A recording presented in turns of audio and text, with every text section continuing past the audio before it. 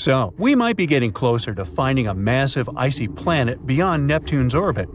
Sorry Pluto, still not you. Recently, some universe mapping using data from a telescope in Hawaii eliminated about 78% of the possible locations for this mysterious Waldo from space. Some people call it Planet 9, while others prefer Planet X. Either way, it's been causing controversy since its existence was first proposed, and that is mainly because no study so far can answer the big question: does it really exist? If discovered, Planet 9 would rank as the fifth largest planet in our solar system, with a mass 10 times that of Earth. It's also theorized to be gaseous, like Uranus. The initial study on Planet 9, dating back to 2016, suggests that this colossal new planet orbits the Sun 29 times farther out than Neptune, which sits at about 2.8 billion miles. As a result, the Planet 9 would take between 10,000 and 20,000 years to complete a single orbit around the Sun. If confirmed, this yet-to-be-understood world would dominate a region larger than any other known planet in our cosmic neighborhood. These are all intriguing hypotheses, but without a single piece of evidence or observation to back them up. Before dismissing this as a wild guess, it is important to note that these researchers relied on complex mathematical modeling and computer simulations to speculate about the planet's characteristics, because that's what they do. The hypothetical presence of this planet would explain various mysterious features located beyond Neptune. We are specifically talking about the Kuiper Belt, a huge donut-shaped region filled with icy debris left over from the formation of the solar system, including comets and dwarf planets like Pluto.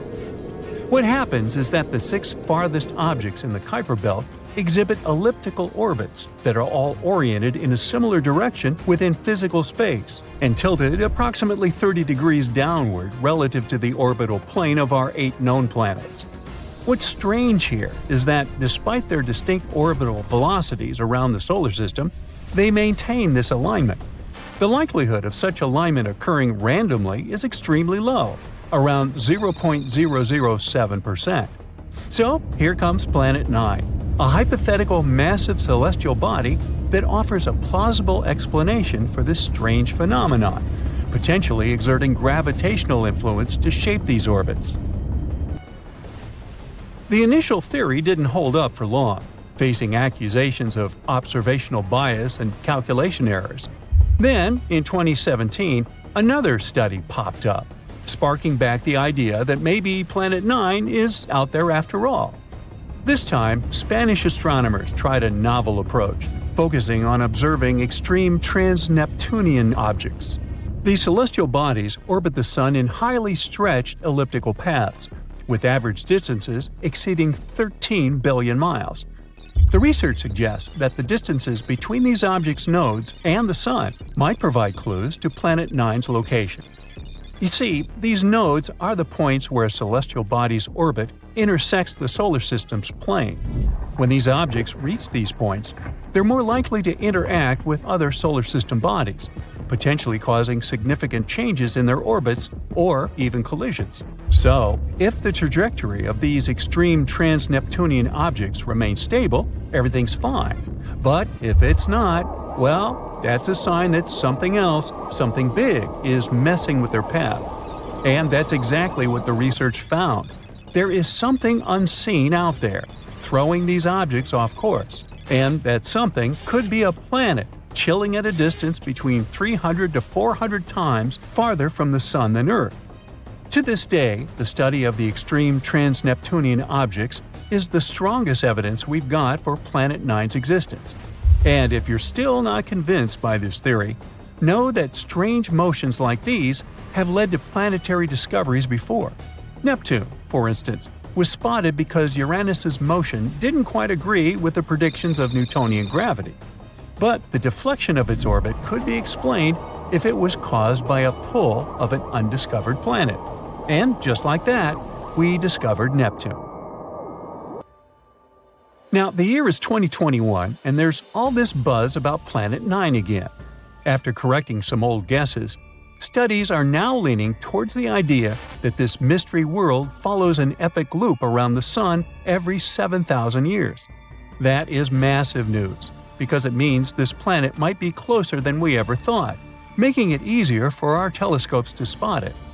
The paper also suggests there is a whopping 99% chance that the funky orbits of these distant objects are all because of this unseen planet, not just some cosmic coincidence. Now, the odds of this whole situation being a fluke are down to a 1 in 250 chance, which is much better than the 1 in 10,000 chance back in 2016. All these optimistic numbers have brought us to where we are today, keeping our hopes and working on better equipment to continue the mission of spotting Planet 9.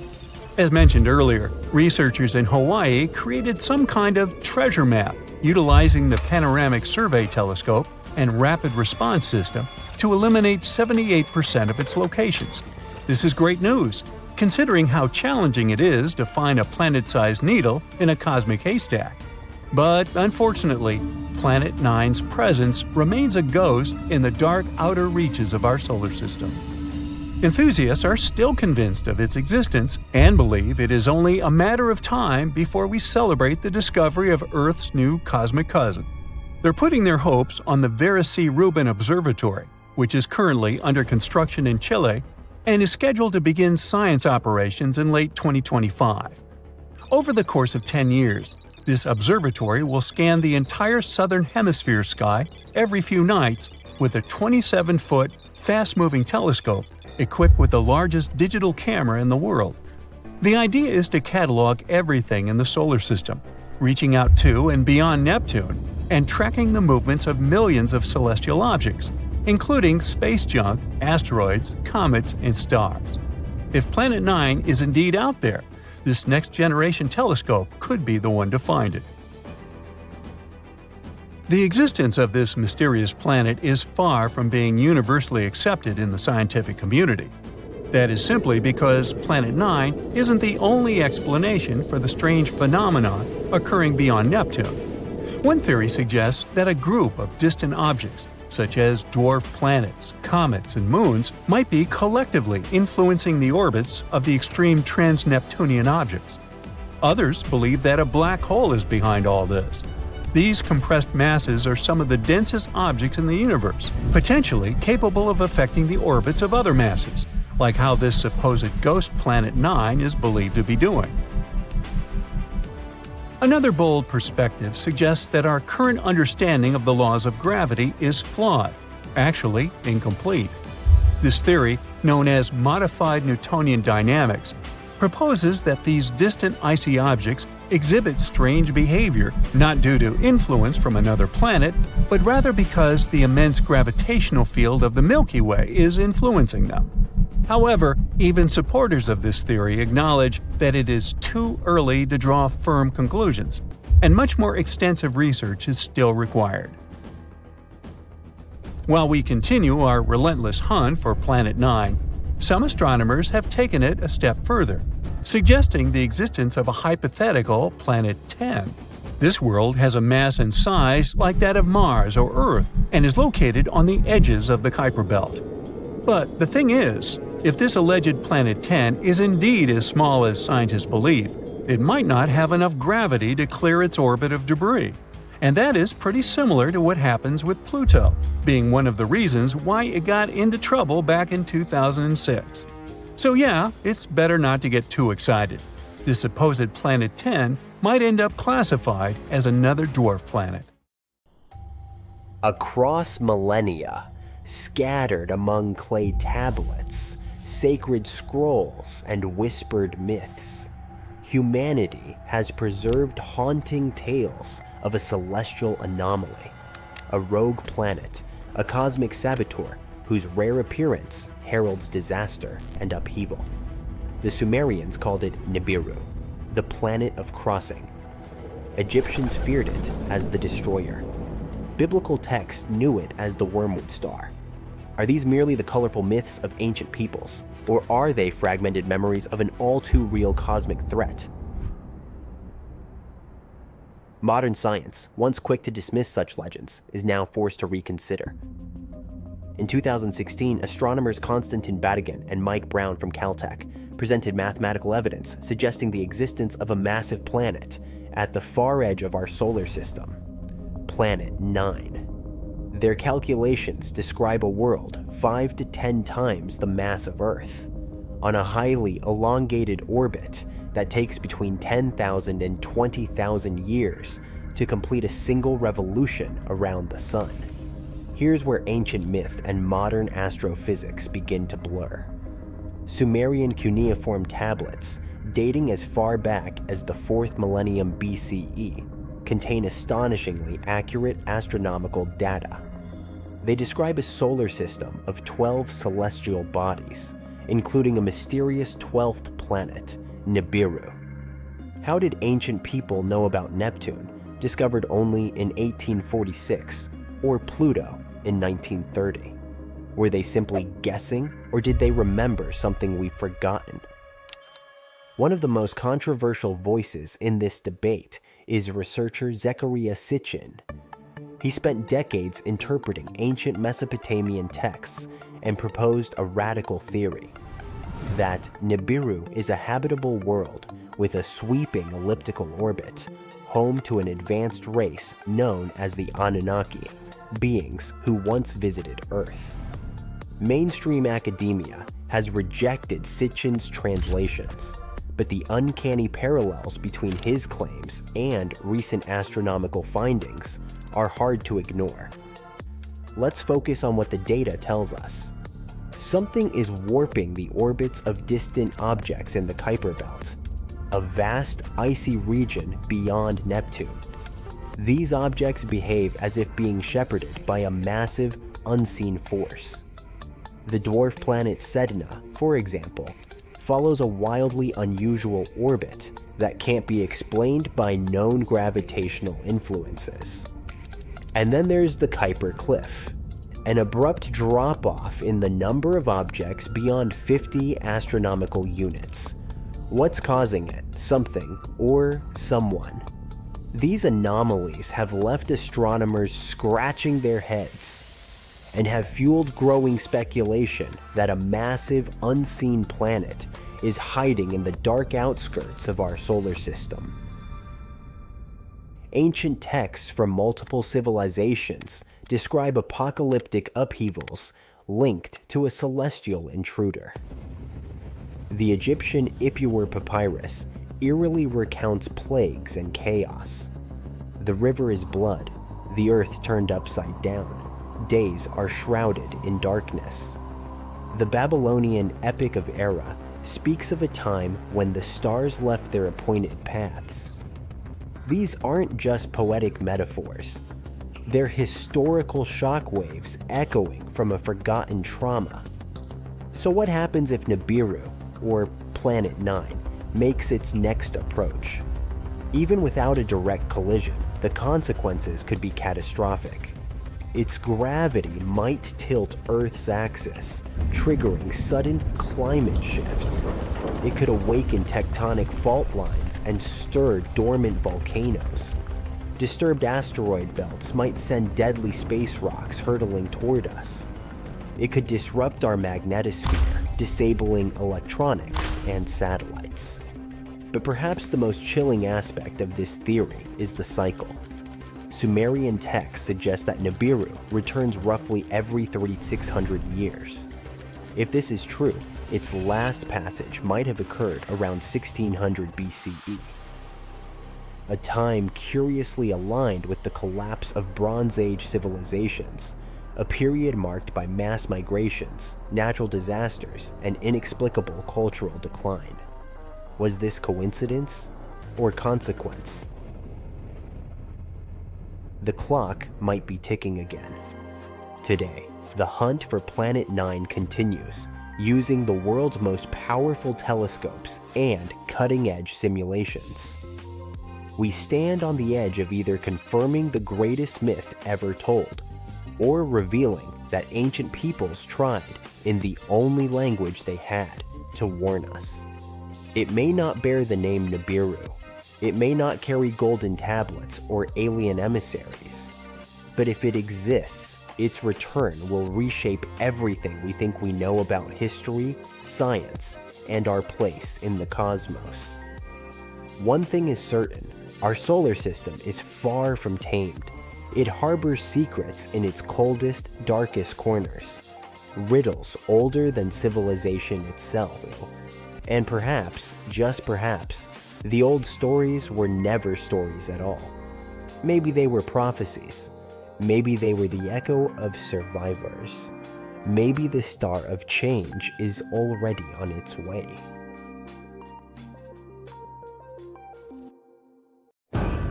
Have you heard about Planet 9? No, not Pluto. We're talking about something lurking on the outskirts of the solar system. A mysterious planet that exists in our solar system that we haven't yet discovered. We've been looking for it for years, but finally, it seems like scientists found a key to solve this mystery. Planet 9 is a hypothetical planet.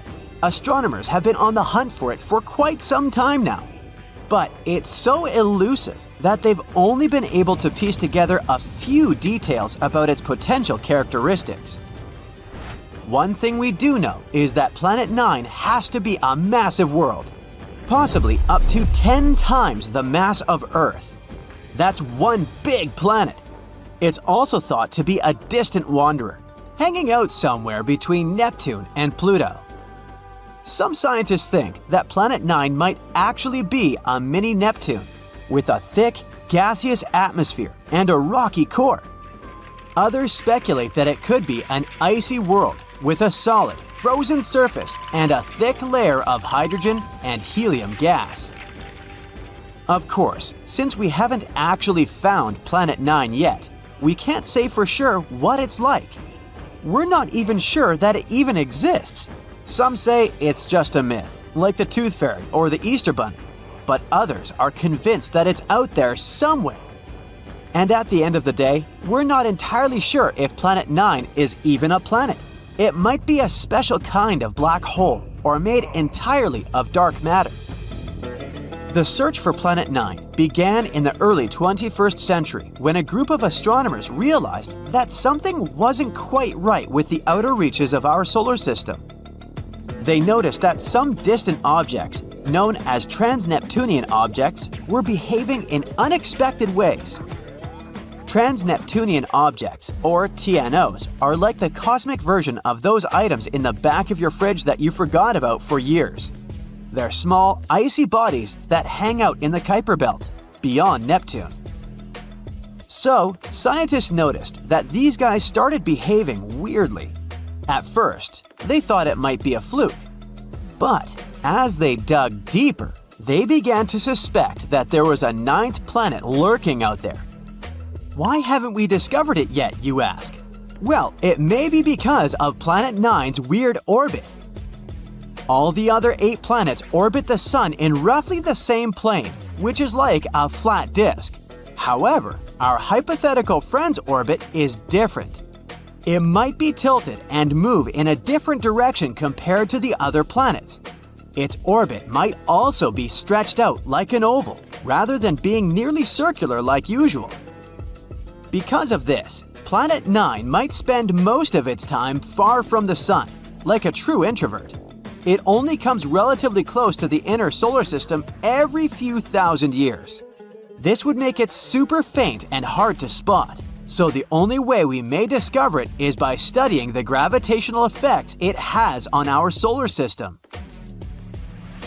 And this isn't the first time astronomers have gone looking for a new planet. Back in the 19th century, there was a similar hunt for a hypothetical Planet X. But this time, they were armed with much better technology and a much better sense of humor. They began calling their elusive quarry Planet 9, which was much catchier than Planet X. They even came up with a hashtag for the search, Pluto Lives. It was a reference to the fact that Pluto had been kicked from the planet gang and some astronomers were eager to find a new planet to take its place. But the search for Planet 9 has been no easy task. It's like trying to find a lost sock in the laundry basket the size of a football stadium. It's so far away and so faint that even the most powerful telescopes can't see it. Instead, astronomers have had to rely on indirect evidence, like the strange orbits of TNOs, to try to figure out where it might be.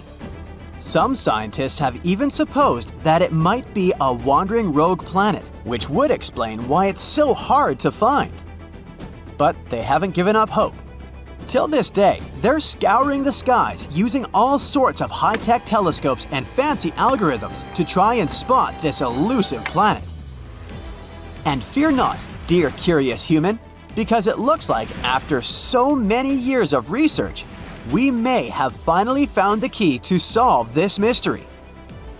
Astronomer Man Ho Chan from Hong Kong has a theory. He believes that Planet 9 could have a bevy of moons. That's right, not only is it a giant planet hiding out in the depths of space, but it's also a bit of a hoarder. Moons are all the rage in the outer solar system. In fact, almost every planet here has at least one moon, except for Mercury and Venus. Earth has just one, which is kind of sad if you think about it. Even non-planetary bodies like Pluto have at least a couple of moons. A bit unfair, isn't it? Anyway, taking this into account, let's go moon picking with Planet 9. The region between the rock-filled Kuiper Belt and the rock-filled Oort cloud, where this planet is predicted to be, should be ripe for the picking. Chan made some calculations and determined that it would be stranger if the elusive planet didn't have any satellites. According to his calculations, an object the mass of Planet 9 should capture at least 20 TNOs as large as almost 90 miles across. It's like our mysterious planet is playing cosmic Pokemon with these guys. So, what if Planet 9 has moons? Would that make any difference? Kinda, yes. They could give us some indirect clues to finally locate this mysterious planet. Now, you might be thinking, how in the cosmos can we possibly spot these teeny tiny moons? It's not like they're going to wave a giant flag or blast some Beyoncé tunes to get our attention. Well, apparently the key lies in something called tidal heating. Tidal heating might sound like a new workout trend, but it's a real scientific phenomenon. It happens when two celestial bodies are close together. You see, tides aren't just about the rise and fall of the ocean, they're also the result of gravity pulling unevenly on a planet or moon. When a planet and a moon are close enough to each other, their gravity pulls on each other, creating a bit of a football shape.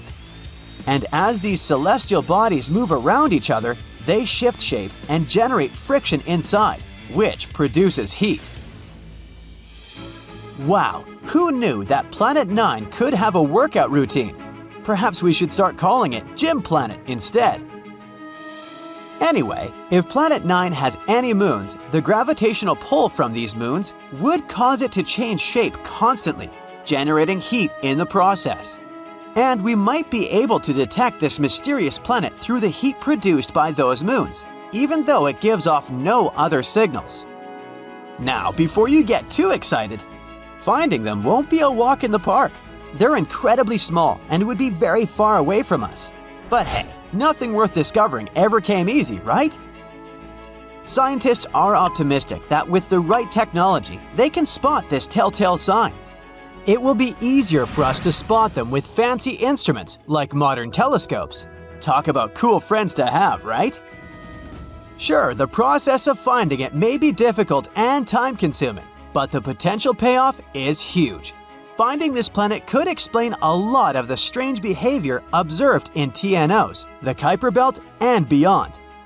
As we've already mentioned, they've been acting super weird lately, tilting and aligning in suspicious ways. If this planet doesn't actually exist, we have yet to explain what is the reason for this strange behavior. In any case, the search for Planet 9 is one of the most exciting and intriguing quests in modern astronomy. It's like a cosmic scavenger hunt, and everyone's invited to join in on the fun. So, grab your telescopes and let's go planet hunting. Who knows, maybe we'll find it sooner than we think. It's a clear night, and you're outside looking at the stars. The Milky Way alone seems overwhelmingly huge. You check on your phone, and discover that the galaxy you're in at this exact moment is 100,000 light years wide. For scale, 1 light year is already a very long distance. For example, it takes 4.2 light years to go from Earth to Proxima Centauri, which is the closest star to our planet other than the Sun. So, 100,000 light years is way more than we normal humans can fathom. And that's just one galaxy. There's a whole lot more out there. Now, looking at this data, it seems pretty unlikely that we're the only life form out there, doesn't it? But how come we've never found anything else so far? Let's get one thing out of the way. Extraterrestrial life doesn't necessarily mean we're talking about little green people. It can also mean microorganisms, bacteria, and plants that can be found on other planets.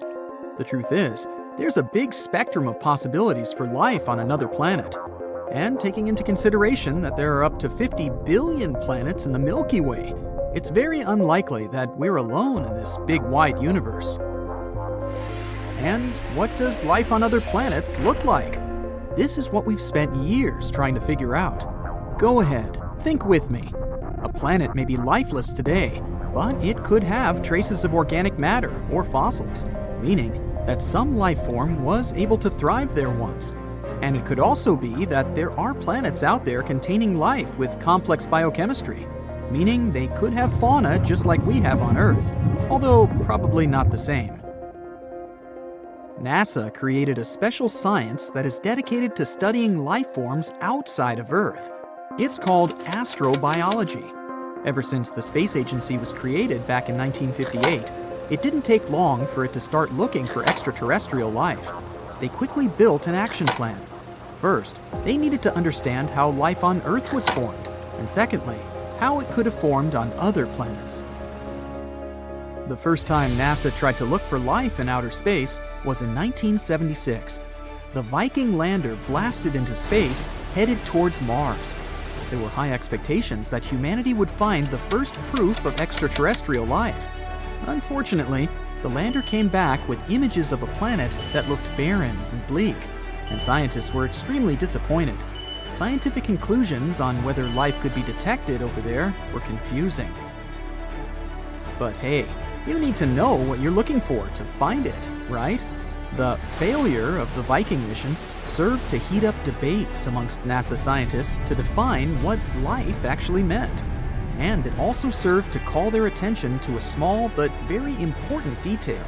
Spacecrafts departing from Earth usually transport Earthling microorganisms and bacteria unintentionally, as they remain attached to the vehicle. It turned out that these bacteria could contaminate scientists' samples, so they needed to consider this. All of this made Mars expeditions take a back burner on NASA's short-term plans. There appeared a new priority-first question. What are the types and stages of life that space programs can hope to identify? Scientists might have encountered life on other planets, but they weren't able to identify it as life. That is why NASA began to study our own planet better. They studied everything, from ancient life forms that lived billions of years ago to living creatures that roam the planet today. They understood that the search needed to happen inwards as well as outwards. Let's take a look at the development of Earth's life from its inception. Imagine that this development can be represented as a ladder, or stairs, and each developmental stage is a flight of the bigger staircase. First, we would see basic chemistry, a soup of loose chemical elements like the ones we see in the periodic table. But they need to assemble themselves into more complex structures to be able to self-replicate, change, and evolve. This would happen in the second step, where we start to see the formation of microscopic organisms. In the third step, these cells combine to become multicellular beings, allowing for more complexity and variety. The step above sees species that can evolve big brains, enabling the use of tools, culture, and shared knowledge. That's where humanity is located. Looking at this ladder, one might ask, so what does it take for a multicellular organism to evolve into fully formed humans? This is what is called the Great Filter. It's a huge evolutionary jump, that takes a lot of effort and the perfect environmental conditions for it to happen.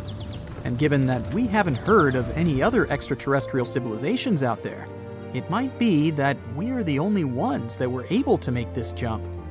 After all, how likely is it that we'll find life outside of Earth that is similar to us? That depends on how many planets there are out there in their star's Goldilocks zone, the area around a star where water can be liquid. And because stars come in all sizes and configurations, this zone is different for every star system. But that's not the only criteria we know for the existence of life. We usually look for three things to detect life: liquid water, methane, and oxygen. Water is what allows for chemical components to mingle and connect, forming multicellular beings. Methane is produced by the decomposition process made by bacteria, and oxygen is the byproduct of plant respiration. These are some of the telltale signs that the James Webb Telescope was programmed to search for. The James Webb Telescope has ambitious purposes that might revolutionize space science. Its top priorities are to detect forms of life by studying small galaxies orbiting the Milky Way. It will also look for the oldest stars in the universe, trying to gather data on the origin of the universe itself. That's huge! NASA is betting on two variables with this new telescope: a thorough scan on the so-called exoplanets, aka planets from outside our solar system, and the search for extremophiles, a type of life that loves extreme environments. Extremophiles were first discovered on planet Earth back in the 1960s at the bottom of the sea near the Galapagos Islands. Scientists found microorganisms living next to hydrothermal vents that dot the sea floor over that part of the world. Thriving in places like these with extreme temperatures over 700 degrees Fahrenheit takes a lot of resistance. I mean, can you imagine the heat? This discovery was a turning point for the field of astrobiology, as scientists understood that life could survive in extremely harsh conditions, similar to the atmosphere available in several exoplanets. But hey, life might turn up in our own neighborhood if we're lucky enough. Guided by the mantra, "Follow the water," NASA is launching two important missions inside our solar system that can contribute largely to the search for extraterrestrial life. You remember Jupiter, right? It's the gas giant that has a moon known as Europa. A few years ago, scientists discovered that Europa had an ocean hidden behind layers of icy crust. And there's even more. According to research, the water over in Europa is salty, much like the water we have on our planet. Europa is a big contender for the detection of life. But the Europa Clipper mission is not aimed at trying to identify this. Rather, it will orbit the moon and gather as much information about its atmospheric conditions as it can. The other moon-bound mission is the Dragonfly, an octocopter that will explore Saturn's moon Titan. The launch is programmed for 2027 and will only arrive in Titan's orbit around 2034. It will sample and examine a series of promising sites around Saturn's icy moon. And who knows, find some new information on ET life? Let's see what happens. But I'd say we've never been closer to a huge discovery than we are now.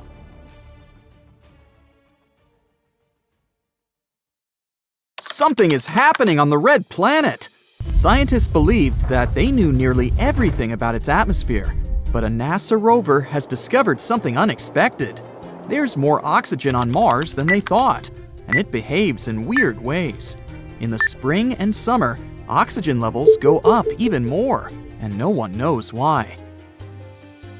Now, you might think that when there's oxygen in an atmosphere, it's mostly because there's life somewhere around, like trees on Earth that produce oxygen through photosynthesis. But on Mars, it's not that simple.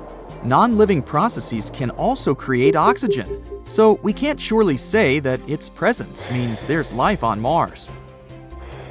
Mars has long been one of the main candidates when it comes to looking for signs of extraterrestrial life. Back in the 90s, scientists announced they had spotted potential proof there could be life on Mars because of microbes they had found in a meteorite that had arrived from the red planet. It looked like they had found fossils of bacteria. They actually stumbled upon tiny crystals of magnetite in the meteorite, which they believed could only have been produced by living organisms. It was such a mind-boggling discovery. People were excited, but many were also skeptical. It didn't prove there really was life on the red planet. Maybe there was life there a long time ago.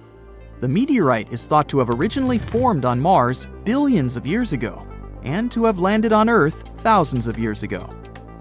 Skeptics soon started to pick apart the evidence and eventually found some things that didn't make sense. For example, these magnetite crystals. No one could be sure how they formed. Why do they have to be bacteria? Some research has shown they could be the result of shock waves. Recently, the Perseverance rover has collected a couple of new rock samples from the Jezero crater on Mars. The theory says that about 3 billion years ago, before the red planet lost most of its atmosphere and basically just dried out, there was a big lake with a river flowing from it in that area. Whoa, what a great environment for life! Perseverance studied mud samples it had found on the bottom of the evaporated saltwater lake. Scientists were amazed to see a record number of sulfate molecules, something we usually find in mollusk shells on our home planet. Such organisms evolved a couple of 100 million years ago, but maybe there was a time when some of their space ancestors lived in water bodies on Mars. Mars has weaker gravity than Earth, which means these weird species could have got really big there, way bigger than their Earth cousins. Gravity plays a significant role when it comes to limiting the size of organisms. Bigger organisms need more energy to move against gravitational forces, but the creatures that may have lived there long ago are just a mix of hypothesis and our imagination, something that's still really hard to prove. Meet the Curiosity rover, another robot NASA is using to explore Mars. Curiosity has been in charge of measuring the composition of the atmosphere of the red planet for many years now. The rover has discovered that it mostly consists of carbon dioxide and a little bit of nitrogen and argon. The atmosphere of Mars has only 0.1% of oxygen, since, as far as we know at the moment, Mars doesn't have plants that could produce enough oxygen. But Curiosity has also discovered anomalies no one can really explain.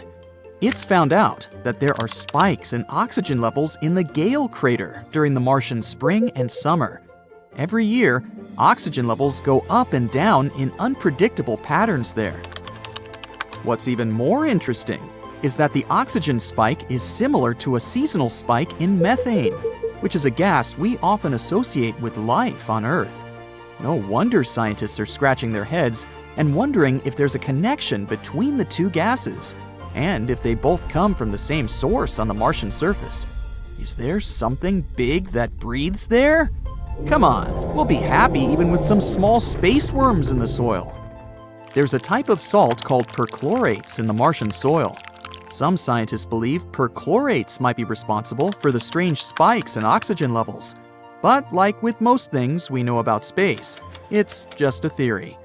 Also, scientists think that perchlorates breaking down in the Martian soil release oxygen too slowly to cause and explain the sudden increase in oxygen levels. One of the suspects is hydrogen peroxide, which is like water's unstable cousin. Hydrogen peroxide forms when sunlight breaks up carbon dioxide and water vapor in the Martian atmosphere. It can seep into the soil and stick to particles underground, which means it forms some kind of oxygen storage tank. Some data even show there are pockets of subsurface water in the Martian soil that may be hiding enough dissolved oxygen to actually support life. But even if the hydrogen peroxide could stay in the soil for millions of years, it would still only explain a small part of the increase in the level of oxygen. So you can't blame it for the whole thing. We can also take a look at an old experiment from the 1970s, where scientists found that moistening the Martian soil caused it to release a lot of oxygen. However, they did this experiment at a warmer temperature than the planet's average. And again, it doesn't explain how the oxygen spike keeps happening every year. None of the clues we have seems to fit the case. Mars may not have enough of its own oxygen, but it's possible to make this gas there. NASA conducted a small experiment where they tried and managed to produce oxygen on Mars. MOXIE is a device that can make oxygen on Mars. It managed to produce enough oxygen for an astronaut to breathe for 100 minutes. This awesome device worked in pretty tough conditions, at night or during the day, at extreme temperatures, and during the crazy dust storms the Red Planet is known for. Despite all this, MOXIE still kept up with producing high-purity oxygen. MOXIE is a clever device that can make oxygen on Mars by taking in carbon dioxide from the planet's atmosphere and heating it up to incredibly high temperatures. This allows the device to pull oxygen atoms from the carbon dioxide and produce breathable oxygen gas. If we want to use MOXIE to make enough oxygen for human missions to Mars, we need to make a bigger version of the device. But if we make it bigger, we might have trouble keeping it at the right temperature and making sure it heats up evenly without breaking. The ultimate goal would be to create an oxygen device that could continuously support a human mission for about 400 days. With a bigger version of MOXIE, we'd have enough oxygen to support crew members and even propel a return rocket to our home planet. When you see the dusty red surface of Mars, you can't say it's a place that hides liquid water underneath. Some say it's too cold for water to exist on Mars anyway. But there are stories that there could be a hidden world of liquid water, just like subglacial lakes in Antarctica. And to find out more, we might have to drill down about a mile beneath the surface. Unfortunately, it's not going to happen anytime soon. But in the meantime, scientists have been using a spacecraft called Mars Express to study radar reflections around the southern pole of Mars. The reflections seem to indicate there could be liquid water, and the planet's interior might be keeping it warm. But some claim it might just be rock. We hope there are underground lakes on Mars because it would be a perfect spot to look for life. After all, scientists have found bacteria living in subglacial lakes on Earth. But we don't know for sure how deep they are, or if they're just small veins of water in the ice. Only time and more exploration will tell.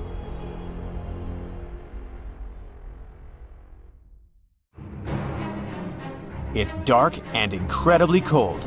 There's no oxygen. There's no water. There's no life. But the James Webb Space Telescope doesn't seem bothered by all this. Its main goal is to find the very first galaxies that formed billions of years ago in the early universe and observe the stars making up distant planetary systems. Its mission is to... But wait, what is that? The James Webb Space Telescope has discovered something absolutely amazing. A star-planet hybrid with very strange clouds. This bizarre world called VHS 1256b is actually a brown dwarf. Those are bigger than planets, but too small to classify as stars. They emit some light of their own and are quite hot, but their mass is simply not enough to fuse hydrogen into helium, like full-fledged stars do. Space bodies of this kind aren't actually brown. They occur in a wide variety of colors, but those are mostly invisible to the human eye. What we can see is the light they emit, and to us it appears to be dark orange or magenta. The brown dwarf we're talking about is almost 20 times the size of Jupiter. It orbits 2 red dwarf stars. And to complete one orbit, the brown dwarf needs 17,000 years. In fact, astronomers found out about this unusual exoplanet in 2016. But at that time, they didn't classify it as a brown dwarf, and thus couldn't explain its puzzling reddish glow. Now, thanks to the James Webb Telescope, they know the space object's origin. Anyway, back to those clouds. As you know, clouds on Earth are made of water vapor, but those on the brown dwarf are different. They seem to be made of sand. It looks like good old sand from Earth, but it's actually not. The clouds are made of tiny particles of silicate. Scientists have been putting forward theories about the existence of such sand clouds on exoplanets for quite some time. But the discovery the James Webb Space Telescope made is the first real proof. The silicate particles on the sandy dwarf are most likely quartz or some other mineral. In size, they're less than a micron, and 1 micron is 1/25th of a thousandth of an inch. In other words, they look like particles in smog. The exoplanet seems to have an atmosphere which contains some water, methane, and other substances and minerals. Interestingly, this atmosphere isn't still. It's constantly undergoing extreme changes. Another cool thing about it, scientists have detected carbon dioxide. And this is only the second confirmed discovery of this gas on a planet outside the solar system. By the way, the James Webb Space Telescope, with the help of which astronomers discovered our sandy brown dwarf, is an absolutely stunning piece of equipment. Around 100 times more powerful than Hubble. Even though the telescope itself is 3 stories high and its size equals that of a tennis court, its mirrors are the lightest large telescope mirrors of all time. When all the 18 mirrors of the telescope were completed during the manufacturing process, their mass was reduced by 92% in comparison to the initial discs. Each mirror weighed a mere 44 pounds. The telescope's mirrors seem to be gold, but in reality, they're made of beryllium, steel gray, lightweight, and brittle metal. There is indeed a gold coating on each mirror, but they can't be produced entirely out of gold since this material tends to expand and contract even with small temperature changes. That's why the total amount of gold in the James Webb Space Telescope is less than 2 ounces. James Webb's telescope side is cooling itself down, and its temperature doesn't rise higher than -370 degrees Fahrenheit. That's cool enough to make liquid nitrogen. A truly enormous 5-layered sunshield stretches around the telescope and reflects away as much sunlight as possible, letting the telescope stay cool. The telescope was launched near the equator because Earth spins a bit faster there, and this gave the rocket some extra push. The telescope orbits the Sun more than 1 million miles away from Earth, and when it runs out of fuel, it'll keep orbiting the Sun indefinitely. On the other hand, even though the telescope wasn't actually designed to be serviced or upgraded, it might potentially be refueled with the help of robots. This would extend its life. Anyway, if you think that our newly founded brown dwarf is the only bizarre exoplanet out there, let me show you some other breathtaking worlds. There is an exoplanet that is really something else. Just look at its awesome magenta color. You can find it in the Virgo constellation. The planet is called Gliese 504b. It orbits very far from its parent star, 9 times the distance between the Sun and Jupiter. The planet formed relatively recently and is still glowing with heat. That's why its surface looks pinkish. One of the oldest exoplanets we know about is about 12.7 billion years old. It's almost 3 times as old as Earth. This also means that the so-called Genesis planet formed only about 1 billion years after the Big Bang. The planet is so old that its 2 parent stars have had enough time to evolve into a white star and a pulsar, making almost 100 revolutions per second. I bet sunrises on this planet must look awesome. Just 20 light years away from the Sun, which isn't such a great distance when we talk about space, a bizarre rogue planet is roaming the Milky Way galaxy. But even though this planet doesn't orbit any star, it still has an incredibly powerful magnetic field. It's 4 million times stronger than Earth's. The exoplanet also produces amazing auroras. That's why when it was discovered in 2016, astronomers were almost sure they had detected a brown dwarf. But later, scientists got some proof that this space object wasn't big enough to be a brown dwarf. The planet sure is a mammoth among its peers. It's 1.2 times as wide as the largest planet in the solar system, Jupiter, and more than 12 times as heavy. Astronomers think the exceptionally strong magnetic field helps the planet produce auroras. But the most curious thing is that they're generated in a different way than auroras on Earth. It might be because the exoplanet's moon helps the planet create mesmerizing light shows. The next exoplanet isn't like any other. It's often called Super Saturn or Saturn on steroids. That's because J1407b has a colossal system of rings. They're 640 times as large as those our Saturn has. This bizarre world is the only planet we know about that has rings similar to Saturn's. If you moved this giant to our solar system and used it to replace Saturn, its rings would look many times larger than a full moon. An exoplanet called WASP-12b munches on the light coming from its star. It's one of the darkest worlds people know about.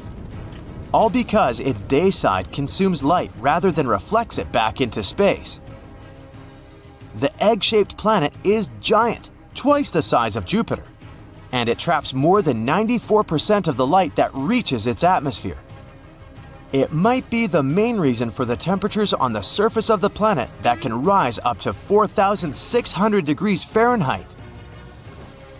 The night side of the planet isn't as hot as its day side, a mere 2,200 degrees Fahrenheit. The difference in temperature makes water vapor and clouds gather above the surface of the planet. And from time to time, swirls of material from the planet's superheated atmosphere spills onto its star. What a view! Discovered in 2017, KELT 9b is one of the hottest exoplanets we know of. The temperatures there can reach 7,800 degrees Fahrenheit.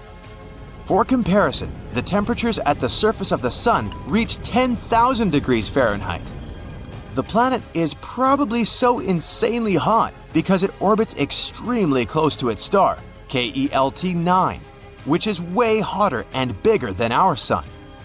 Experts believe that the giant star might one day evaporate the entire planet.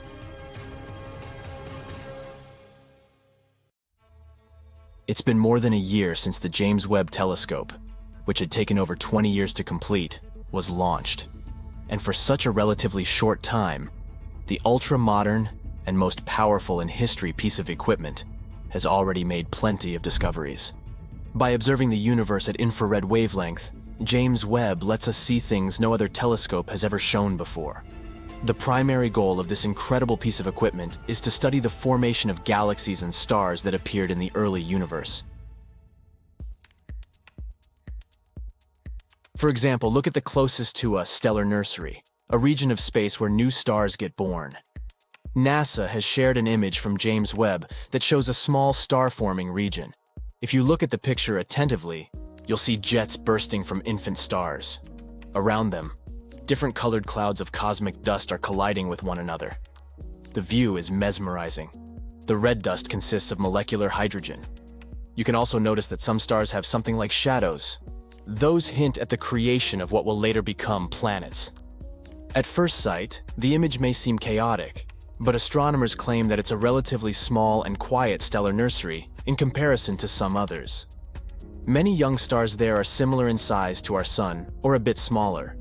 The photo itself was taken with the help of Webb's near-infrared camera, NIRCam. It's the observatory's primary camera that snaps images of the cosmos in two different infrared ranges.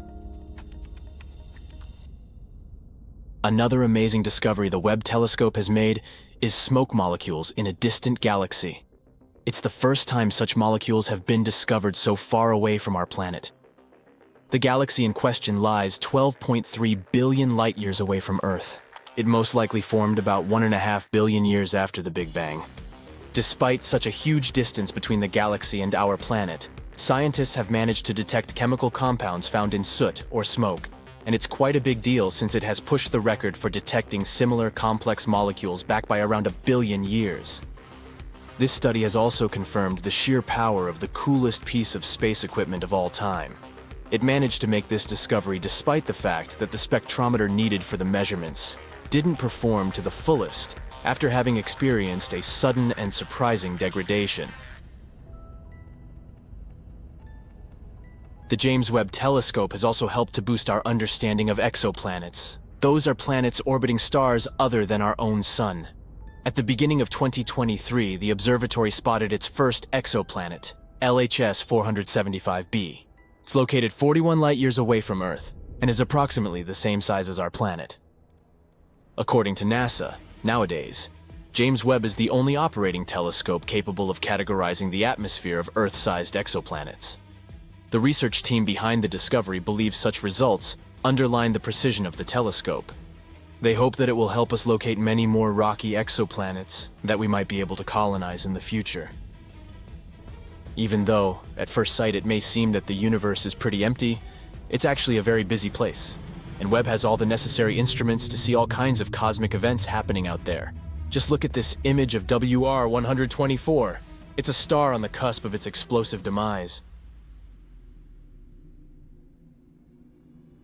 In the image, the star is about to go supernova. It happens when a star runs out of its fuel and explodes at the end of its life cycle, releasing a giant cloud of space dust and hot gas into space. The star captured by the Webb telescope was at the Wolf-Rayet stage of its life. That's a period when a star is shedding its outer layers before going supernova. The next amazing thing discovered by James Webb is a star-planet hybrid with very strange clouds. This bizarre world, VHS 1256b, is actually a brown dwarf. Those are bigger than planets but too small to classify as stars. They emit some light of their own and are quite hot, but their mass is simply not enough to fuse hydrogen into helium like full-fledged stars do. Space bodies of this kind aren't actually brown. They occur in a wide variety of colors, but those are mostly invisible to the human eye. What we can see is the light they emit, and to us, it appears to be dark orange or magenta. The brown dwarf discovered by the Webb telescope is almost 20 times the size of Jupiter. It orbits 2 red dwarf stars, and to complete one orbit, it needs over 10,000 years. Astronomers first found out about this unusual exoplanet in 2016, but at that time, they didn't classify it as a brown dwarf, and, thus, couldn't explain its puzzling reddish glow. Now, thanks to the James Webb telescope, they know the space object's origin. Anyway, back to those clouds.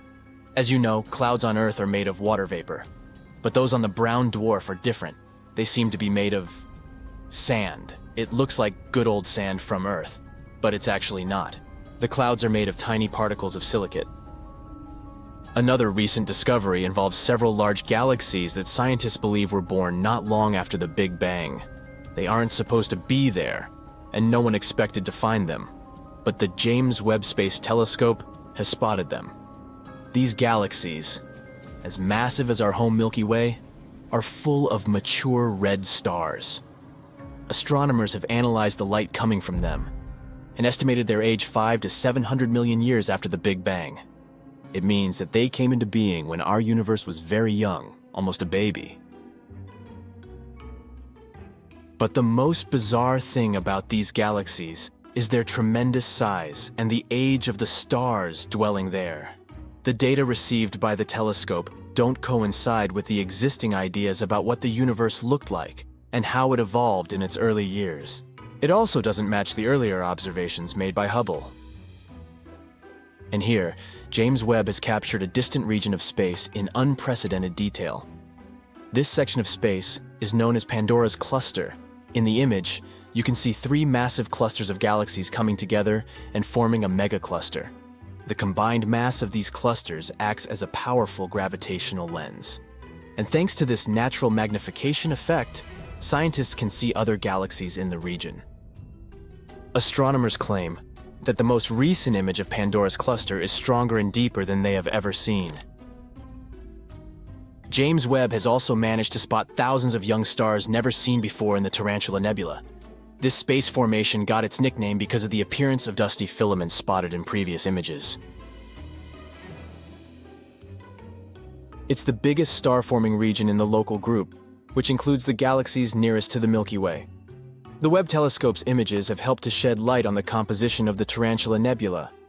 The telescope has also detected protostars, infant stars in the process of gaining mass.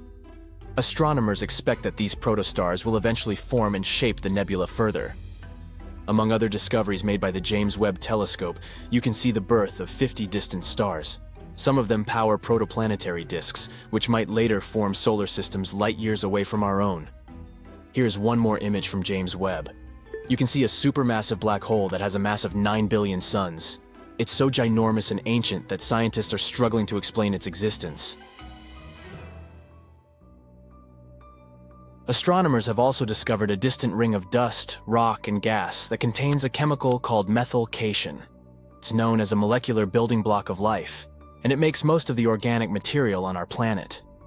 James Webb helped researchers see powerful sandstorms on a planet 235 trillion miles away. Astronomers were happy to discover this treasure chest of countless tiny sand particles. Now look at this. Do you recognize this image? Those are the so-called pillars of creation. But this new view shows us just how star-speckled that dusty region actually is. You can compare the new photo with the one taken by Hubble in 2014. This is astonishing proof of scientific progress.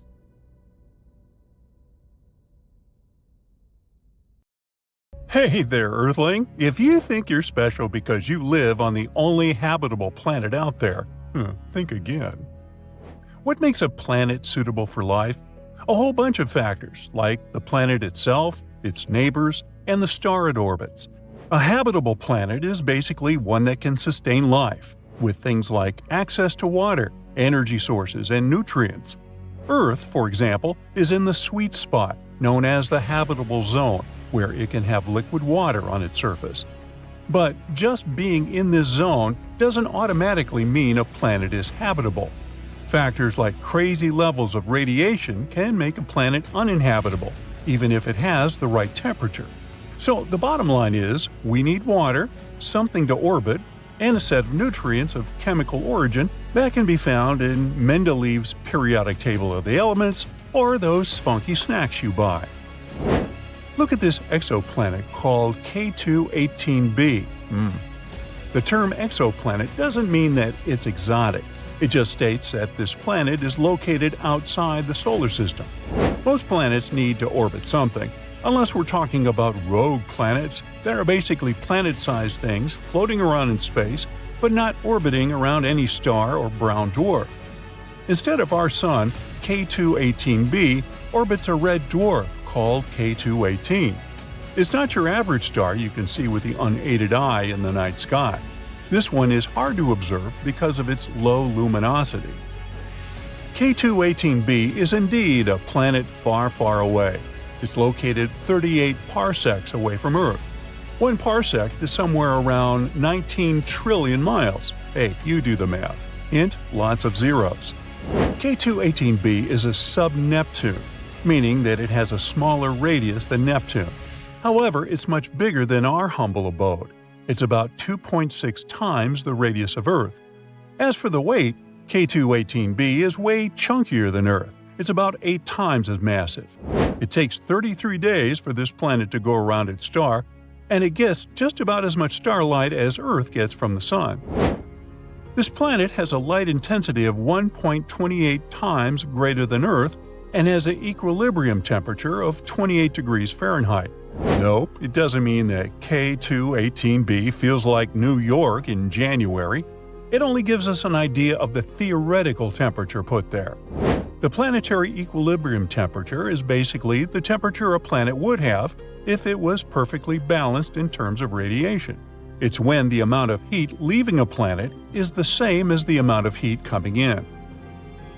Now, the trillions of miles that set us apart aren't a problem for potent telescopes, such as the Kepler Space Telescope that discovered this planet and the James Webb Space Telescope that is studying its atmosphere now. In 2019, scientists announced that they had found water vapor in the atmosphere of exoplanet K2-18b, which sparked widespread interest toward this outlandish world. 4 years later, the Webb telescope detected carbon dioxide and methane swirling in the air of this guy. Carbon dioxide is basically our best friend here on Earth. Humans need it to breathe properly and keep our blood pH in check. And plants love this stuff too, because it helps them make oxygen through photosynthesis. Obviously, we can't survive without it. Without methane either. However, this little gem got some scientists buzzing with excitement even more due to the discovery of some funky dimethyl sulfide gas molecules in its atmosphere. In 2023, scientists from the University of Cambridge spotted carbon-based molecules like methane and carbon dioxide hanging out on K2-18b with the help of JWST. This could mean that this exoplanet might feature a hydrogen-rich atmosphere and a watery surface. There's a potential whiff of dimethyl sulfide, or simply DMS, in the mix. On Earth, this stuff is usually linked to life, since it's normally produced by photoplankton in the oceans. The fact that we're picking up hints of DMS on K2-18b is like finding a golden ticket in the cosmic chocolate bar. Hey, kinda gives you the willies now, doesn't it? Why is DMS so important, you ask? Well, it's a bit of a superhero on our planet, playing a crucial role in the sulfur cycle and even affecting our climate by helping clouds form. And spotting DMS on other planets could be a sign of life similar to ours. Looks like this planet is a nice spot, with its not that rough temperature and all the right nutrients to keep us alive. So, what's your take on its overall look? It probably took the planet a good few million years to come together. While things might heat up deep down underground, it shouldn't make a big difference on the surface. Some experts believe it could be home to a water or molten lava ocean, with a hydrogen-rich atmosphere resembling a gas giant like Uranus or Neptune. Now this one doesn't really match our Earth standards, since our atmosphere is mostly made of nitrogen. If there's an ocean, it's likely under a thick layer of ice and rock, which could mess with the planet's climate. Once things get really hot, the line between the ocean and the sky blurs. We're not totally sure if there's a liquid ocean on K2-18b, and it's tricky to see one from afar. Just looking at the planet's size and weight won't give us the answer. The whole liquid water-ocean thing is up in the air. Initially, we thought water in a supercritical state was most likely, but new observations point toward a liquid ocean. Suspicious gases like hydrocarbons and ammonia might be moving from the air into the water if there's an ocean, which could mean no clear line between the sky and the sea. But some experts say a molten rock ocean could be doing the same trick. Others think a gas-rich mini Neptune setup could explain things too. The Hubble Space Telescope did some snooping and found that K2-18b is rocking an atmosphere filled with hydrogen. They think there might be some water vapor hanging out there too, but it's a bit of a mystery. Apparently, the James Webb Space Telescope got a peek and saw less than 0.1% water vapor, possibly because the planet has a dry stratosphere vibe going on.